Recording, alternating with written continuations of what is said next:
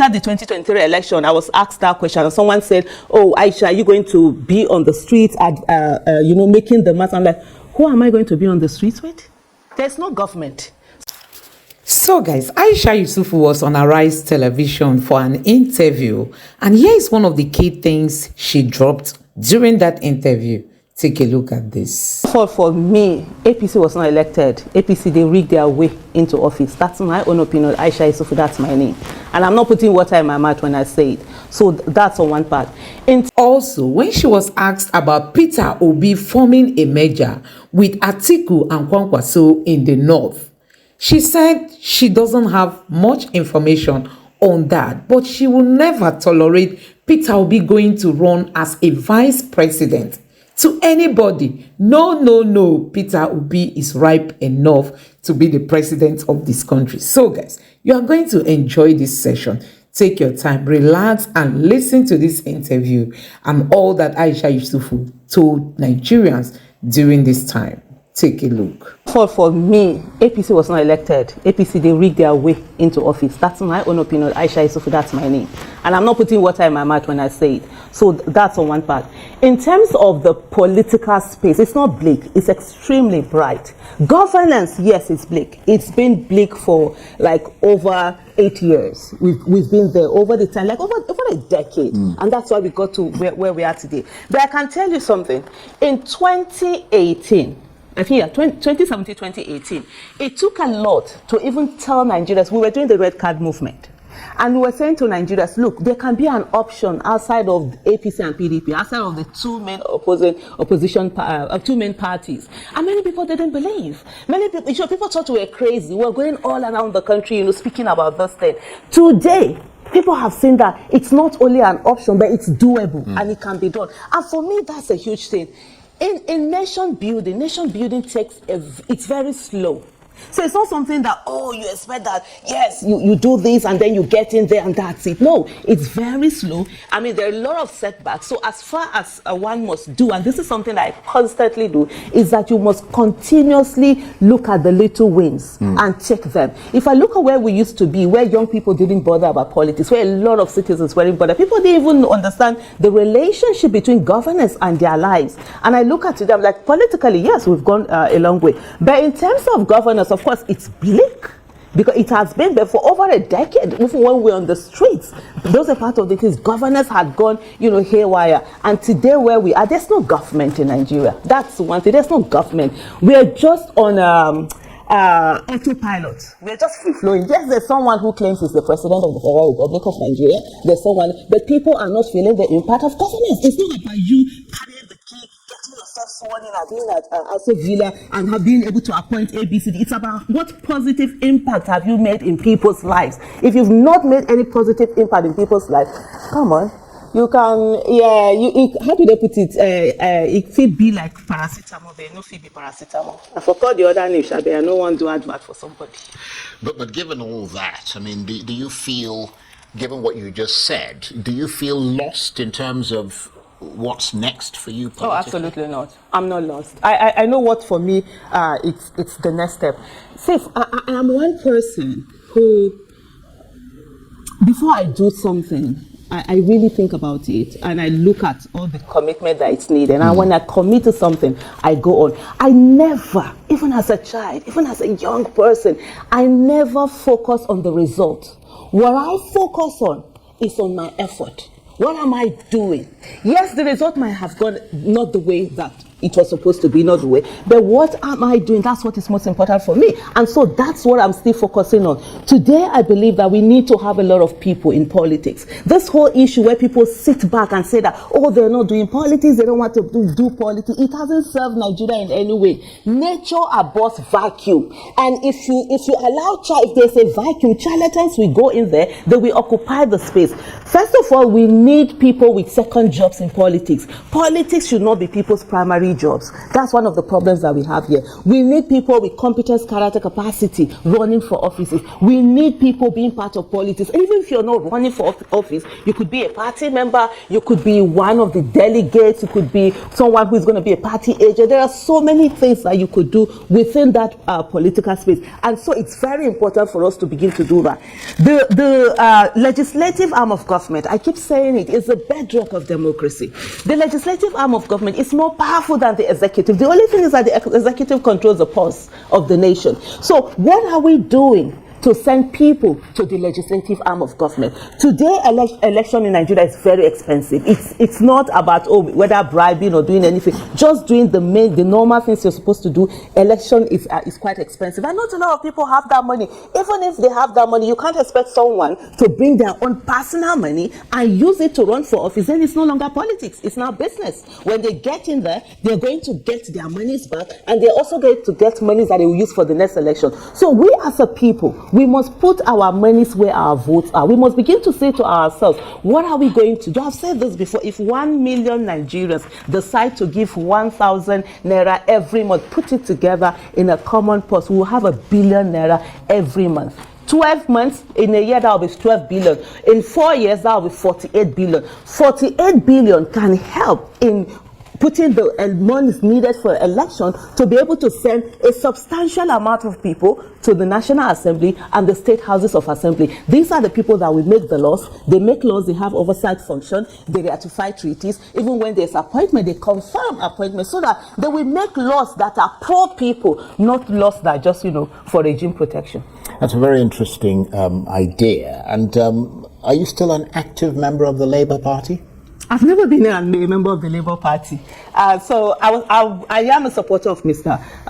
Peter Obi, and there are candidates of us that have come out. So you had nothing really to do with the Labour Party? I mean, well, I've supported some of their candidates, but I've never been a member. Up till now, I've not yet been a member of a party, but anytime that I am, definitely to be made public. It's part of the things that I also need to do, and a lot of Nigerians need to do, because at the end of the day, the parties, there are no internal democracies in these parties, and these parties are the ones that give us the people that will govern us. We need to have people in the parties, all the parties that are out there, whether there are new ones or whatever. We need to have people that would ensure that the best are the ones that are fielded, not the worst. You were willing to work within the machinery of the Labour Party because Peter Obi was the presidential candidate, so you couldn't have supported him in isolation from the Labour Party. So when you say I don't know whether it's really within the machinery, because I was his supporter. I worked with him, so I wasn't really in the machinery of the. But of course, because Peter Obi was running under Labour, yes, I did support Labour and other candidates whom I felt, their competence, they had the competence, character, capacity to lead. Like even the 2023 election, in Enugu State, I supported Frank Wike Jr., who was running under Abga. For me, it's always been, I've always said it, I think in the last 5, 6, 7 years, I've always said that it's more about candidates rather than the parties. Because at the end of the day, we need people that will really go in there and work. But what we've seen is that there's no incentive for the parties that we have right now, for them to give us credible candidates. They would rather bring in candidates that they can control, candidates that they know corruption would be nothing to them. They'll be ready to partake in that. Those with integrity, those that will not partake in the corruption and all of that, they usually don't bring them. And the way it is, because of the rigging that normally would happen, they just feel that the people are powerless. Initially, we used to have citizens not bothered about the election. They don't come out to vote. Of course, when citizens don't come out to vote, it makes it easy for them, to just declare the people that vote them, they get declared as winners. But now that citizens are coming out and they are coming out with rigging, we as citizens of the Federal Republic of Nigeria need to find a way to mitigate the rigging, to mitigate the violence, and ensure that the will of the people is what counts. It doesn't matter who the people vote for. It's democracy. Just allow the will. If the people decide that they're going to vote a stone, so be it. Let the stone be the person in charge. But I'm wondering who you blame for the crisis that's engulfed the Labour Party today, because obviously, by extension, you had affiliations with the party, because someone has suggested that it is as a result of, or some people have suggested that it's as a result of infiltration from the ruling APC party. Others have suggested that without the active leadership of Peter Obi and the support of the likes of you, being in the Labour Party is like swimming in a river full of hungry crocodiles who call themselves politicians. I mean, I wonder what your thoughts are on that. Well, for me, so I'm trying to look at it and look at where it's all of that coming from. It's when they say infiltration, I mean, that's normal. Everybody infiltrates. It's part. You send some people who are loyal to you to certain parties or whatever. To disrupt things. Well, whether to disrupt or to have an ear on the ground and know what is happening and be able to spy on the other one. Sometimes these are some of the things, that happen. So that should not be a reason why anybody should say that's why, whether there are crises or no crisis. But I think, and also when we look at people who always say Mr. Peter Obi should have taken charge of the party and done all of that, do we really want democracy? If we want democracy has to start from parties, internal party democracy. What we are used to in Nigeria is the fact that there's one person who controls the machinery of the party, so hijacks the party, owns it, puts all the money out there, makes all the decision, and that was what people are also expecting of Mr. Peter Obi. I was also on his case, and I was like, repeated, like it's like, no, you need to. Then it dawned on me when we kept having our conversation. I'm like, okay, we're doing the same thing when we want a dictator to be in charge of the party and hold the party and make them by force be online rather than allowing democracy to happen. The thing is that Mr. Peter Obi is a member, he's a card-carrying member of Labour Party. He's not a member of the NWC, he's not a party official, so he's really just one person amongst other people there. So expecting that, he is the one, expecting him to come and do that is the same kind of politics. Then by the time he gets there, just like we've seen in other places where one person will be the one to buy form for everybody, campaign, put whoever it is that he wants there and say, people should vote for that person. I mean, that's not what we are looking for. So hopefully this is like a storming situation for Labour Party. Labour Party should understand that they were nowhere before Peter Obi came to the party and before Nigerians decided to support the party and Mr. Peter Obi. If they begin to feel like they want to chill with the big boys, you understand, they want to bam, in no time they will start running kitty, they will start running kata kata.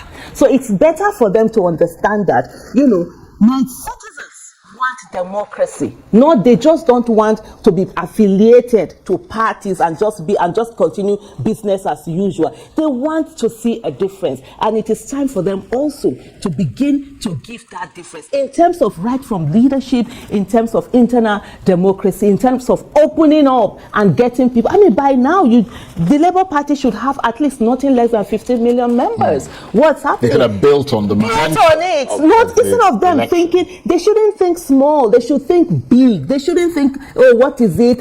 Something like territory protection and all of that. That's not what it is about. It's about the bigger picture. It's about what is best for Nigeria. It's about who are the best hands that will do the work that needs to be done. Right, but beyond the Labour Party in particular, do you think that opposition politicians in general are right now failing the people of Nigeria who face so many economic and social problems? They've been failing since 1900. There hasn't been any opposition in Nigeria since 2015. And even up to now, there's no opposition. Yeah, but Peter Obi is part of the opposition. Yes, no, the party isn't doing anything. The party that he's Mr. Peter Obi is part of, is really not playing opposition. It's just there. I don't know what they're doing. But Mr. Peter Obi himself, and he is playing the opposition. So it's literally almost as if he's that lone voice who is, playing that opposition within the political space. But the party that he belongs to, no, they haven't played opposition at all. They failed Nigerians, absolutely. And it was the fact that opposition had failed Nigeria, that was why Nigerians were looking for an alternative. And they went on with Labour Party, and we expect Nigerians expecting the Labour Party has failed them as well. No, they have failed. There's no two ways about it. We can't see red and call it black. They have failed. They haven't done what that was expected of them. There is more that they can do, because right now, with the suffering that is happening, with the fact that insecurity, people are being killed left, right, and center. Nothing, not a word, nothing. People are suffering. People can't feed themselves. Is it yesterday there was a report? Amnesty International has a report of a young man. I can't remember which of the states, whether it's Borno or something, who stole some noodle, and then police, he was arrested, police beat him to death, and he died in the hospital and all of that. People are hungry, people are going through so much. Where is the opposition? They're supposed to be the voices of the people. One of the things I always say to people is that, because I see a lot of people like, oh, Aisha, you used to do advocacy, why are you doing politics? I say advocacy, activism, and politics are the same thing. They are supposed to be for the greater good. The only difference is the approach. Where the advocates and activists will point out what the problems are, the politicians are supposed to solve those problems. So right now, the opposition, they have failed. They're just waiting for the years to roll by, and then in the next 4 years, they will now start telling, or is it 3 years now, they will now start telling citizens to come out and vote for them. It's not just about democracy is not just about electioneering. It's about dividends of democracy and ensuring that the lives of the people are better. Right now, where are the policies? We have policies that are crazy. I mean, Naira went from where to where to where, and I remember people insulting me, abusing me because I said, hold your dollars, closer. Right now, even at the time where they brought in their kangaroo, policies and decided that they were going to force the Naira the Naira to be strong. What happened? You cannot govern with propaganda. That is not it. And some of the questions that I ask people, I say, look, okay, fine, the Naira, it was almost 2,000, Naira to $1. It's coming down now. What is it that was done? Is it that Nigeria has stopped importing crude petroleum products? Is it that we are now exporting more crude oil? Is it that we are now manufacturing more things and selling? Is it that our politicians are no longer going outside to go and buy vehicles and all of that? I can't remember. There's a particular, I think it's customs, that it was reported that they're going to use how many billions to go and buy vehicles, Toyota vehicles. Well, let me just let me ask you to hold that thought, because we're going to come back to you in a minute. You're watching Arise Prime Time. Plenty more to come. We're talking to Nigeria's best-known political campaigner and civil rights activist, Aisha Yesufu. Stay with us.